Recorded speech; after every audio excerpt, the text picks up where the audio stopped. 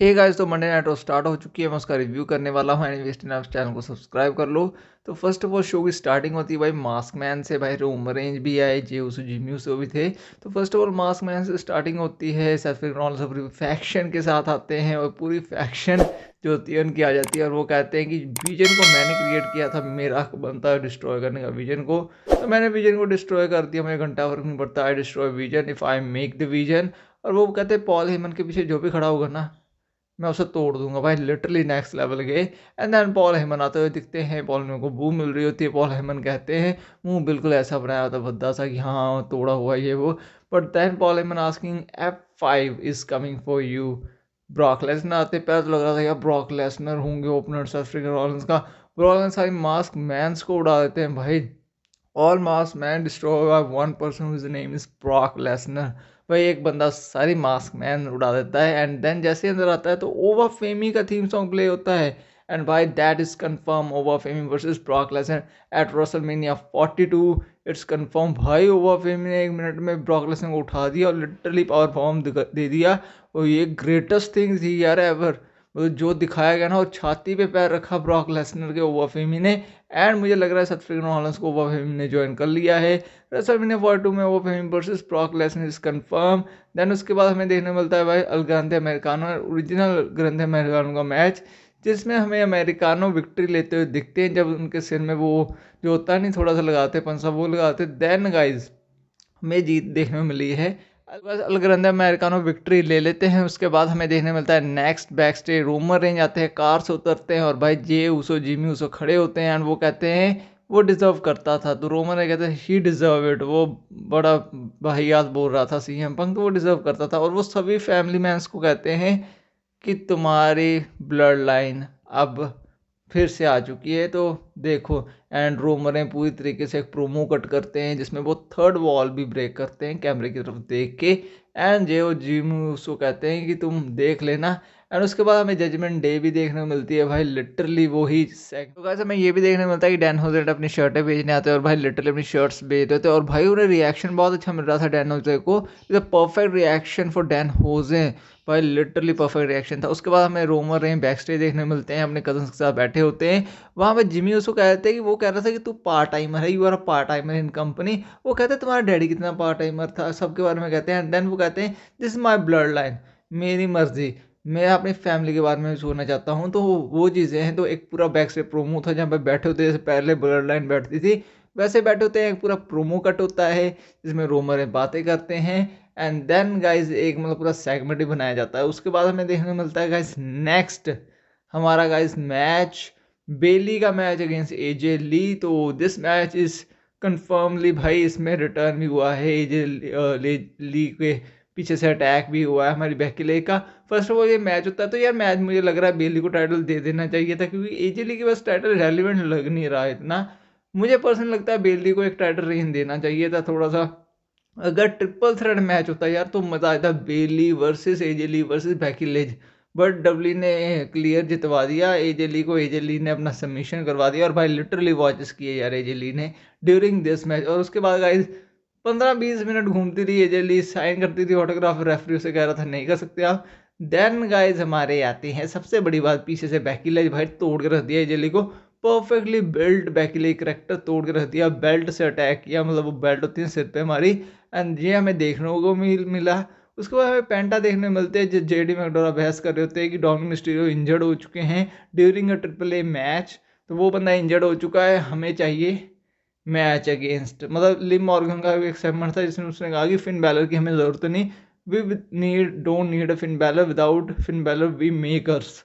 तो ये चीज़ कह दी है लिम मॉर्गन ने भी। एंड गाइस देन हमें पेंटा देखने को मिलते हैं रिंग की तरफ आते हुए। उसके बाद हमें वही सेगमेंट ला के दिखाया जाता है जो रैंडी ऑर्टन ने कोडी रोड्स के साथ किया था कि हाँ ये ठीक था जो रैंडी ऑर्टन ने कोडी रोड्स। हमें पेंटा वर्सेस ड्रैगन का मैच देखने मिलता है जहाँ पे पेंटा विक्ट्री ले लेते हैं, स्पोर्ट्समैन स्पिरिट दिखाते हैं। देन हमें देखने मिलता है बैक स्टेज पॉल हेमर खड़े होते हैं। Then guys Logan Paul Austin Theory आते हैं। वो कहते हैं सेल्फिक रॉलिंस के पास बहुत खतरनाक प्लान है, उसने ब्रॉक लेसनर को भी तोड़ दिया, सबको तोड़ दिया, अब तुम्हारी बारी भी आ सकती है। तो प्लीज़ बिलीव मी 1 सेकेंड, तुम ये करो कि दोनों चीज़ें कि टाइटल जीतो, जे और जिमी के पीछे पढ़ो and you won the title. मैं तो ताकि बता सकूँ सबको कि तुम्हारे पास टाइटल है। तो वही चीज़ कहते हैं जे और जिमी के बारे में कि वो टाइटल जीत जाते हैं। अगर तुम उनसे टाइटल जीत जाते हो तो तुम रेलिवेंट रह सकते हो, you are relevant if you win the title. और भाई यही पता था ऑस्टिन थ्योरी लोगन पॉल जाने वाले हैं टाइटल्स के पीछे, टैग टीम टाइटल्स जो होने वाले उसके पीछे ऑस्टिन थ्योरी लोगन पॉल जाने वाले। और इट्स अ कंफर्म कि टाइटल के पीछे वो जाने वाले और वो देखने को मिलने वाला है। और क्या कहे सीएम पंक ज्वाइन कर सकते हैं विजन को। उसके बाद पॉल हेमन कहते हैं मैं 60 साल का हूँ, मुझ पर उसने स्टील चेयर से अटैक कर दिया, उसको कुछ पता नहीं, वो आप फेमी को वो अपनी तरफ ले आया। कुछ समय मैक्स टूपरी और नतालिया का मैच देखने को मिलता है जिसमें मैक्स टूपरी हार जाती है, नतालिया विक्ट्री ले लेती है। और ये देखने को मिलता है कि हाँ कि नतालिया के लिए कुछ ना कुछ तो प्लान डब्ली कर रही है और मैक्स टूपरी नतालिया रेसलमेनिया पार्ट 2 में होगा और बेकी लिंच वर्सेस एजे ली भी रेसलमेनिया पार्ट 2 में होगा। उसके बाद गाइस हमें देखने को मिलता है कि बैक से जो होते हैं ड्राइंगली बैठे होते हैं, साथ में वो आते हैं जवान विंची, वो बात कर रहे होते हैं। जो आते हैं कॉफी किंगस्टन, वो कहते हैं कि क्या डिसाइड किया तूने, तो वो जो करते हैं वो चले जाते हैं एंड भाई कहता है it's a joke Kofi Kingston. And then guys पीछे डैन हुसैन आते हैं, वो कहते हैं कि मैं ज्वाइन कर लूँ तुम्हारी न्यू डे को। एंड भाई लिटरली कस देते हैं और कॉफी किंगस्टन आगे कर देते हैं ग्रेसन वॉलर को। एंड भाई लिटरली वो कहता है ये मेरी किसी शर्ट में तो घुस गया, तो लिटरली कस दे के चले जाते हैं। और अब ग्रेसन वॉलर का क्या होने वाला वो देखने वाली बात होगी, बट बैक स्टेज सेगमेंट बनाया गया था डैन हुसैन के लिए, तो वो लिटरली उन्हें परफॉर्म किया। एंड नेक्स्ट हमें देखने को मिलता है उसके बाद गाइस स्टेफनी बेकार वर्सेस रकेल रॉड्रिगस का मैच। एंड स्टार्टिंग में प्रोमो था एंड भाई उससे पहले में देखने को मिलता है कि रैंडी ऑर्टन प्रोमो कट करते हैं अपने घर से। वो कहते हैं wrestling business is more than a royal family, मतलब वो आने वाले हैं स्मैकडाउन में।